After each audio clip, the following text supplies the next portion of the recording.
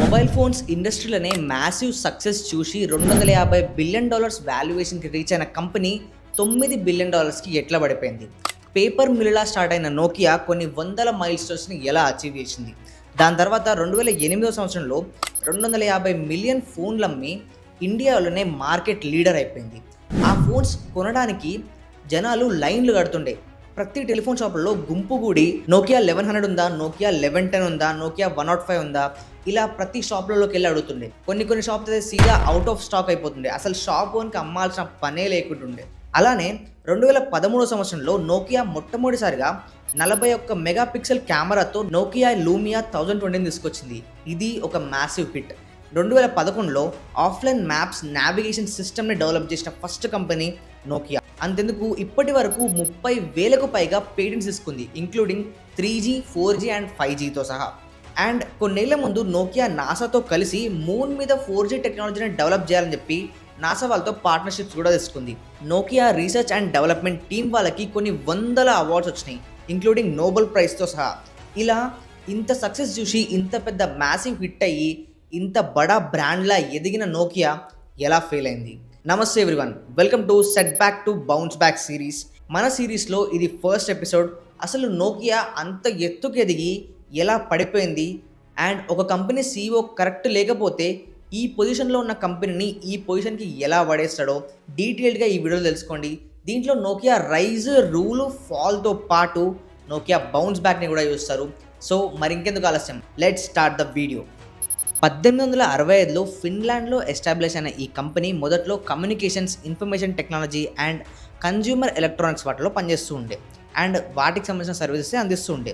But అప్పుడే వీళ్ళు మొబీరా అనే కంపెనీని కొన్నప్పటి నుంచి నోకియా కంపెనీలో ఒక కొత్త రెవల్యూషన్ స్టార్ట్ అయింది. అయితే 1982లో నోకియా కంపెనీ మొట్టమొదటి ఫస్ట్ కార్ ఫోన్ లాంచ్ చేసింది. దానికి నోకియా మొబీరా సెనేటర్ అనే పేరు పెట్టింది.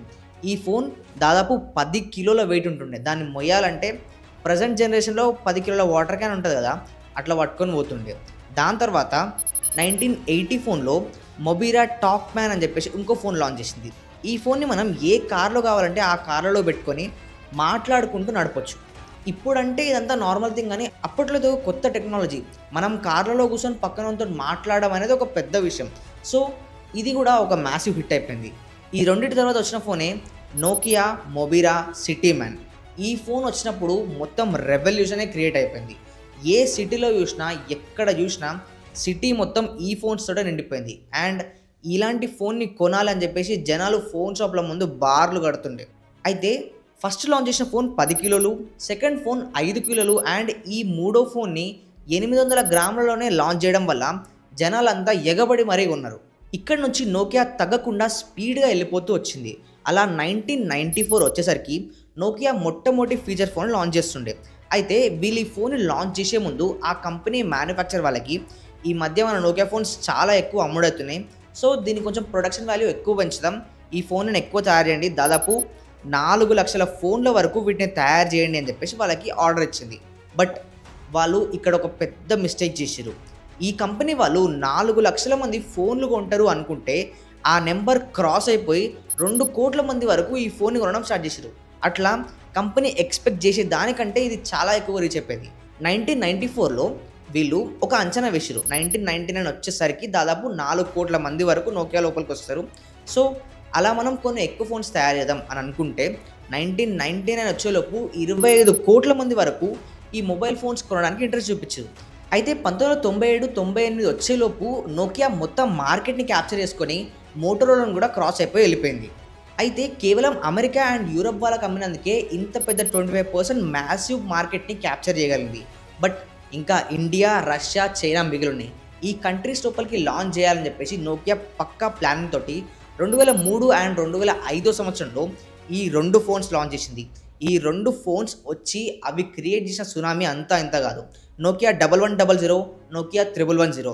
ఏ షాప్లలో చూసినా ఈ ఫోన్ల లిస్ట్ కనిపిస్తుండే. వాడు ఇంకా ఏ ఫోన్ పెట్టకపోతుండే. ఫోన్ షాప్ వాళ్ళు ఈ 2 షాపులతోటే బతుకుతున్నారంటే మీరే అర్థం చేసుకోండి. కేవలం ఈ 2 ఫోన్స్ తోటే నోకియా 70% మార్కెట్ షేర్ని ఇండియా అండ్ మిగతా కంట్రీస్ అన్నీ కలుపుకొని క్యాప్చర్ చేసేసింది. అండ్ ఇంతటితో ఆగిందంటే అప్పటికీ ఆగలేదు. నోకియా 1100 అండ్ 1110తో పాటు 3310 3315 ఫోన్లు కూడా మ్యాసివ్ హిట్ అయిపోయినాయి. ఈ వీడియో చూస్తున్న చాలామందికి నోకియా క్రేజ్ అంతగా తెలియకపోవచ్చు, కానీ మన డాడీస్ ఏజ్లో ఉండే వాళ్ళకి నోకియా ఫోన్ అంటే ఈ కాలంలో ఐఫోన్కి ఎంత క్రేజ్ ఉందో అప్పట్లో నోకియాకి అంత క్రేజ్ ఉంటుండే. అలా ఒక చిన్న బోట్లా ఉండి ఫాస్ట్గా మలుపుకుంటూ కొత్త ఇన్నోవేషన్స్ చేస్తూ ఉన్న నోకియా ఇప్పుడు ఆ బోట్స్ అన్నిటిని దాటుకుని ఒక పెద్ద జాయింట్ షిప్లా తయారైంది. కానీ ఆ షిప్ని మింగడానికి ఒక తిమింగలం రెడీగా కూర్చుంది. 29th June 2007 రోజు స్టీవ్ జాబ్స్ చేతుల మీదుగా లాంచ్ అయిన ఈ ఐఫోన్ నోకియా పతనానికి మేజర్ రీజన్ అయింది. అసలు ఐఫోన్ వచ్చినప్పటి నుంచి నోకియా సేల్స్ ఎట్లా పడిపోయినాయి, దాని తర్వాత నోకియా తీసుకున్న వర్స్ట్ స్టెప్స్ ఏంటివి, ఆ టైంలో $200 బిలియన్ మార్క్కి రీచ్ అయ్యే నోకియా $9 బిలియన్ ఎలా పడిపోయిందో ఇప్పుడు తెలుసుకుందాం. అయితే నోకియా కంపెనీలో పనిచేసే చాలామంది, సార్ ఇట్లా నోకియాకి పోటీగా యాపిల్ ఐఓఎస్ని తీసుకొచ్చింది అండ్ ఆండ్రాయిడ్ వాళ్ళు వాళ్ళ ఓఎస్ని తీసుకొని చాలా స్పీడ్గా గ్రో అవుతున్నారు, కొంచెం చూసుకోండి, ఎందుకంటే మనం వీటిని క్రాస్ చేయకపోతే ఫ్యూచర్లో ఇవి చాలా పెద్ద కంపెనీస్ అయిపోతాయని చెప్పేసి నోకియాకి ప్రతి ఒక్కరు హెచ్చరిస్తూ వచ్చారు. బట్ అప్పుడున్న నోకియా CEO, అరే అవన్నీ పట్టించుకుంటారా రాబాయ్, ఈ టచ్ ఫోన్స్ ఇవన్నీ అసలు ఏం ఫోన్స్ రావి, ఒక్కసారి కింద పడితే వలిగిపోతాయి, అదే మన ఫోన్ చూడు కింద పడేసినా కానీ అసలు పనులను కూడా వలగదు అని చెప్పేసి బాగా ఓవర్ కాన్ఫిడెన్స్ ఉండే. అండ్ ఆ ఓవర్ కాన్ఫిడెన్స్ ఎందుకు వస్తుందంటే 2008లో నోకియా కంపెనీ 468 మిలియన్ల ఫోన్లు అమ్ముతుంది. సో అప్పటికి కూడా ఫోన్స్ క్రేజ్ ఏం తగ్గలే. బట్ ఆండ్రాయిడ్ యాపిల్ ఎంటర్ అయ్యి చిన్నగా US అండ్ యూరోప్లో స్ప్రెడ్ అవుతూ వచ్చింది. ఈ విషయం నోకియా గ్రాఫ్స్లో కూడా కనిపిస్తుంది. బట్ ఇక్కడ అమెరికన్ గ్రాఫ్స్ కింద పడుతున్నా కానీ India, Russia and China graphs పైకి వెళ్తున్నాయి కదా, సో చూసుకుందాంలే తర్వాత అని చెప్పేసి లైట్ తీసుకుంది. అలా చూస్తూ నోకియా అమెరికా అండ్ యూరప్ మార్కెట్లో 30% డౌన్లోకి వెళ్ళిపోయింది.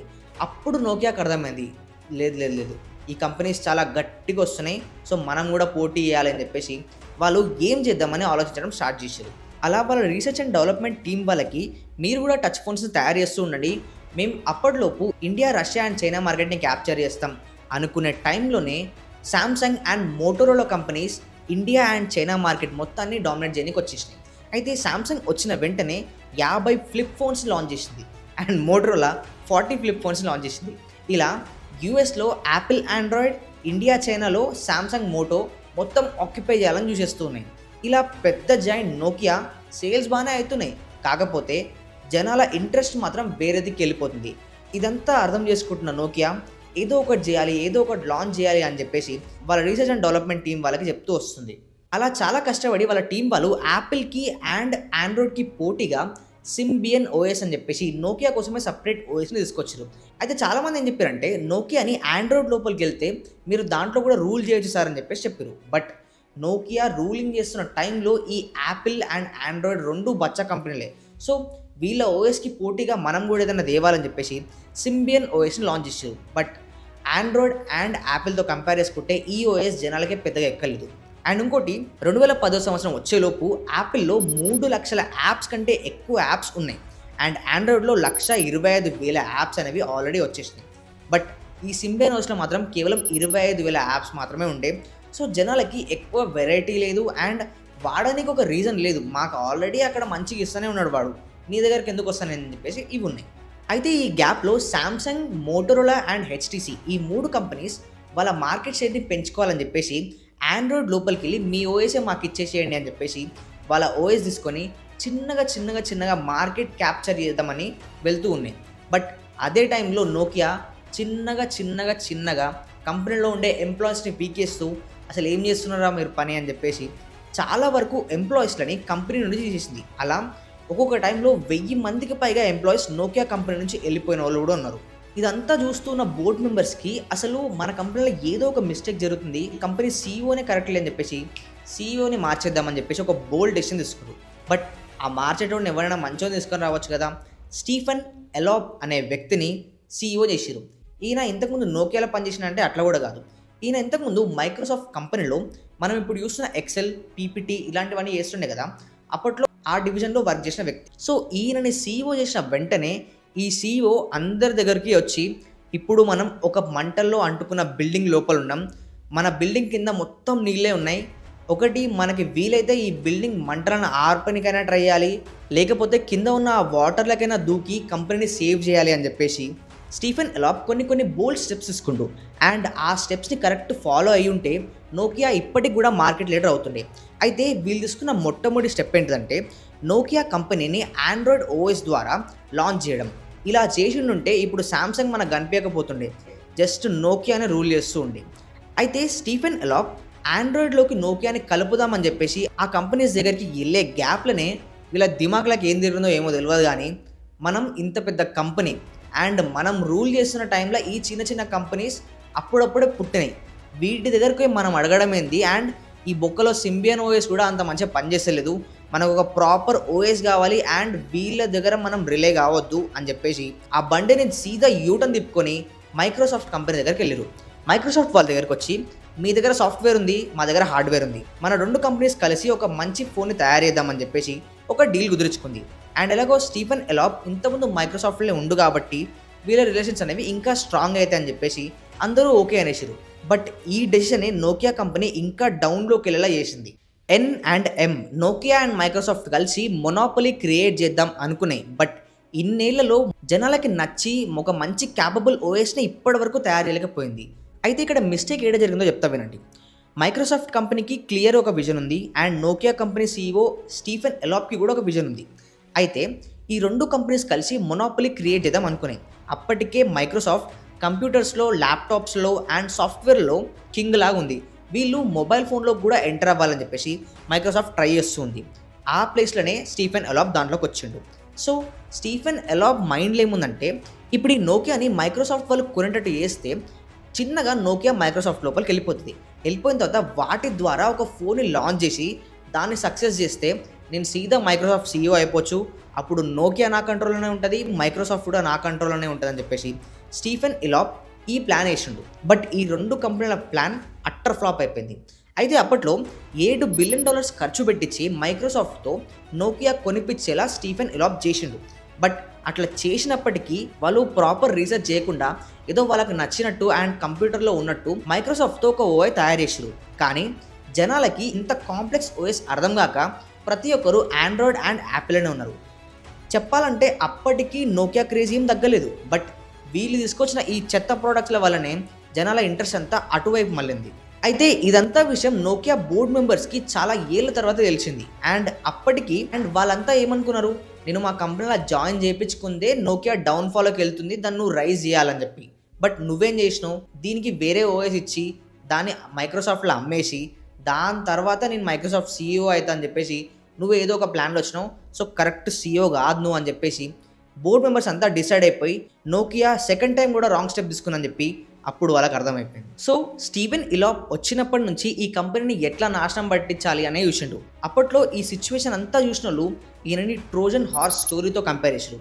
ఈ ట్రోజన్ హార్స్ స్టోరీ ఏంటంటే ట్రాయ్ అనే ఒక యువరాజు గ్రీక్కి సంబంధించిన ఒక యువరాణిని వాళ్ళ రాజ్యంలోకి తెచ్చుకుండు, అంటే ప్రేమించి పెళ్లి చేసుకుంటూ వాళ్ళ రాజ్యంలోకి తెచ్చుకుండు. బట్ గ్రీక్ వాళ్ళకి ఇదంతా నచ్చలేదు. సో ఈ రాజ్యంని ఎట్లయినా ఓడించి మనం దాన్ని ఆక్యుపై చేయాలి అని చెప్పేసి చాలామంది గ్రీక్స్ అక్కడ యుద్ధానికి వెళ్ళారు. కానీ ఆ ట్రాయ్ అనే రాజ్యం చాలా పెద్దది అండ్ దాని బార్డర్స్ చాలా పొడవుగా చాలా స్ట్రాంగ్గా ఉంటుండే. ఎన్నిసార్లు యుద్ధానికి వచ్చినా కానీ ప్రతిసారి గ్రీక్స్ ఓడిపోతూనే ఉండే. అయితే ఇట్లయితే కాదు, మనం వేరే ప్లాన్ వేయాలి అని చెప్పేసి సరే మేము ఓడిపోయినాం, ఇన్నిసార్లు మేము మీతో యుద్ధం చేసినా కానీ గెలవలేకపోయినాం కదా, మీ రాజ్యానికి మీ రాజులకి రెస్పెక్ట్ ఇస్తూ ఈ చెక్క గుర్రాన్ని ఇక్కడే వదిలేసి వెళ్తున్నాం అని చెప్పేసి ఒక పెద్ద చెక్క గుర్రాన్ని అక్కడ సముద్రం దగ్గర వదిలేసి వెళ్ళిపోయారు. ఎలాగో గ్రీక్స్ అందరూ వెళ్ళిపోయారు కదా, ఈ చెక్క గుర్రాన్ని మనం మన రాజ్యం లోపల పెట్టుకుందామని చెప్పేసి జనాలు అనడం వల్ల ఆ గుర్రాన్ని మొట్టమొదటిసారిగా అంత పెద్ద కోట లోపలికి తీసుకొచ్చిన రోజు రాత్రి ఆ గుర్రం లోపల నుంచి కొంతమంది గ్రీక్ సైనికులు బయటకు వచ్చి ఆ రాజ్యం తలుపులు తీయడం వల్ల గ్రీక్స్కి వీళ్ళకి పెద్ద యుద్ధం జరిగి దాంట్లో ట్రాయ్ వాళ్ళు ఓడిపోయారు.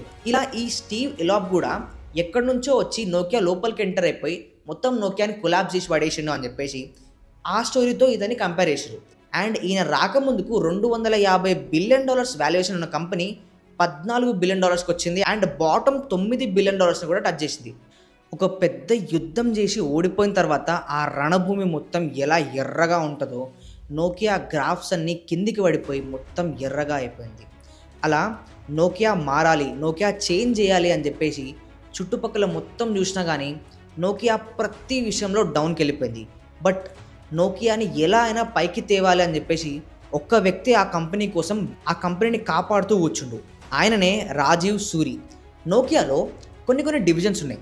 వీడియో స్టార్టింగ్లో నేను నోకియా 1865లో స్టార్ట్ అయినప్పుడు అది కమ్యూనికేషన్స్ అండ్ మిగతా డివిజన్స్లో ఇలా వర్క్ చేస్తుందని చెప్పిన.